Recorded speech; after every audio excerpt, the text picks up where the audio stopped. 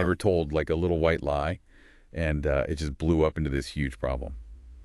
Well, today we're diving into a story from Genesis chapter 20.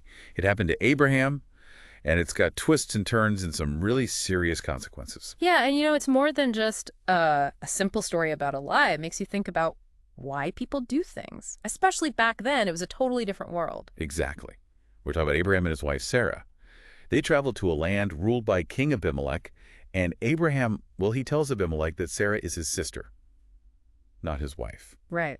So was he right to do that? I mean, was he justified in putting his safety before honesty? It really makes you think about the tough choices people faced back then. Yeah. You gotta think about the culture back then. No police, no laws like we have today. Yeah. No personal safety. It depended on who you knew, what tribe you were with. Put yourself in Abraham's shoes, a traveler in a strange land. Would you risk your life to tell the truth? Tough call. Yeah, I see what you mean. It really puts things in perspective.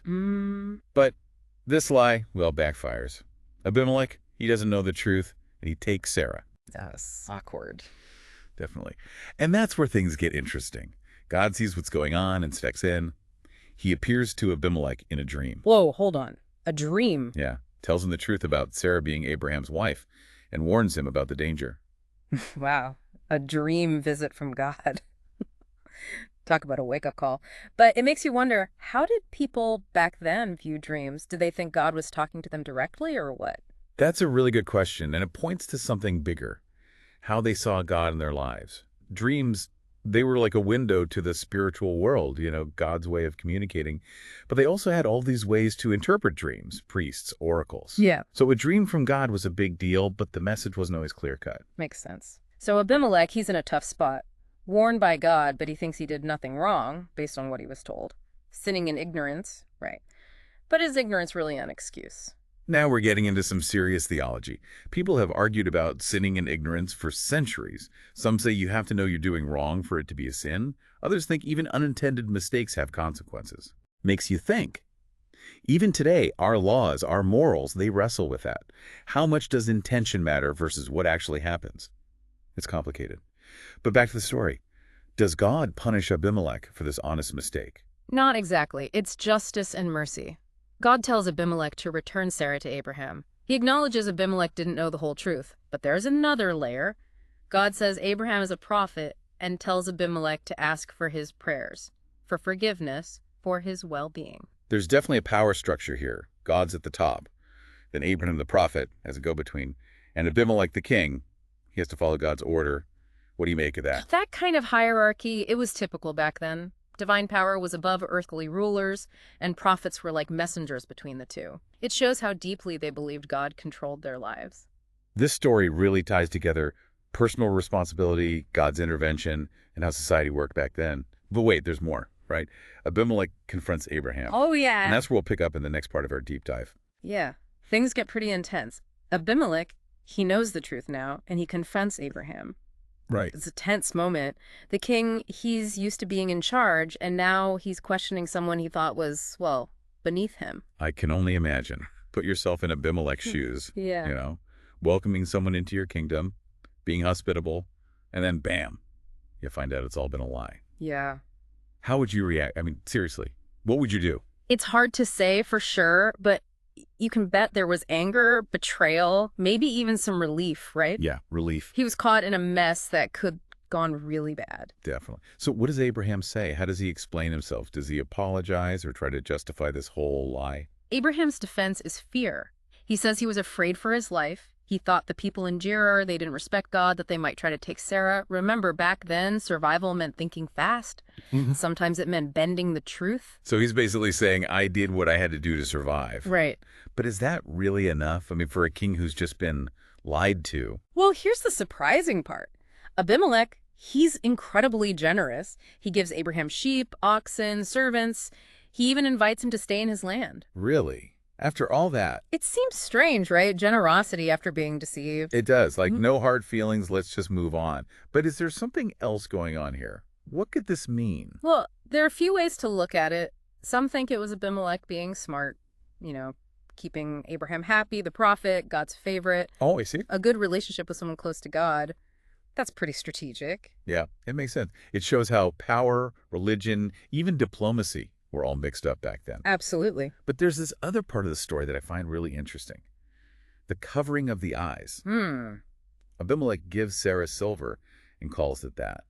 What's that all about? The covering of the eyes. That's one of the most debated parts of this whole story. It's got many interpretations. Each one gives you a different way of understanding what happened. One idea is that it was a way to smooth things over. Oh, like a public apology? Exactly. Another idea is it was a way to acknowledge the damage to Sarah's reputation. Back then, a woman's honor was tied to her family, so this could have been a way to restore her honor. Wow. It's amazing how one little detail can mean so much. It tells us a lot about how important reputation was back then. For sure. But we haven't even talked about the divine healing yet. You're right. The story ends with God healing Abimelech, his wife, and his maidservants. They couldn't have children before. It really adds another layer to the story. It does. This divine intervention, it happens right after the conflict is resolved.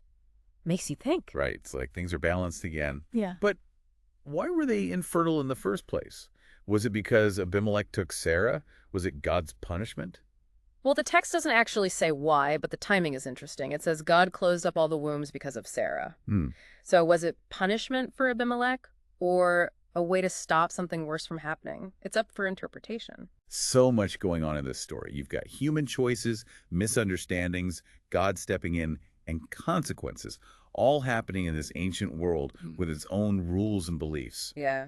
And the story doesn't give us easy answers. There's no clear good guy or bad guy. That's what makes it so interesting. Even after all these years, it gives us a glimpse into a different time, but asks questions that are still relevant today about truth, trust, forgiveness, and what happens when we make choices. It reminds us that we're all connected.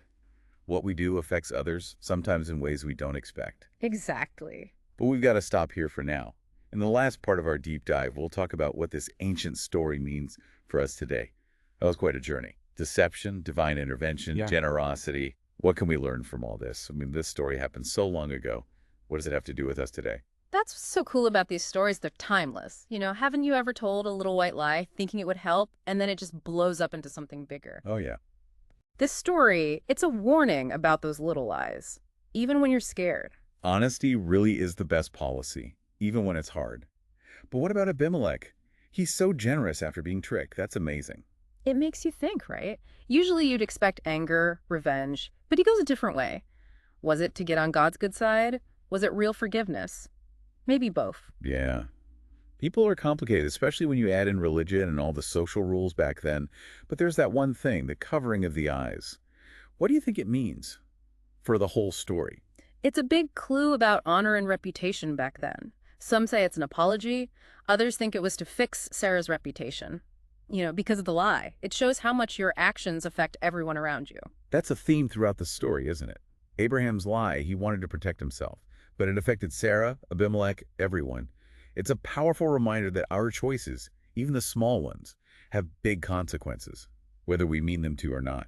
Exactly. It brings us back to this basic question. How do we deal with tough situations where there's no easy answer?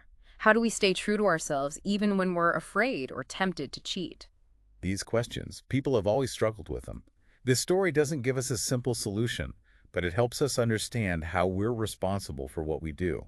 It shows how people interact and how God is involved. It reminds us to think about the consequences of what we do and to try to be honest even when it's tough. And maybe the most important thing, it tells us to be understanding. To remember that everyone has their own problems and reasons for doing things, like Abimelech choosing generosity. Maybe this story encourages us to be more forgiving, to try to see things from different points of view. Such a powerful message, it still applies today.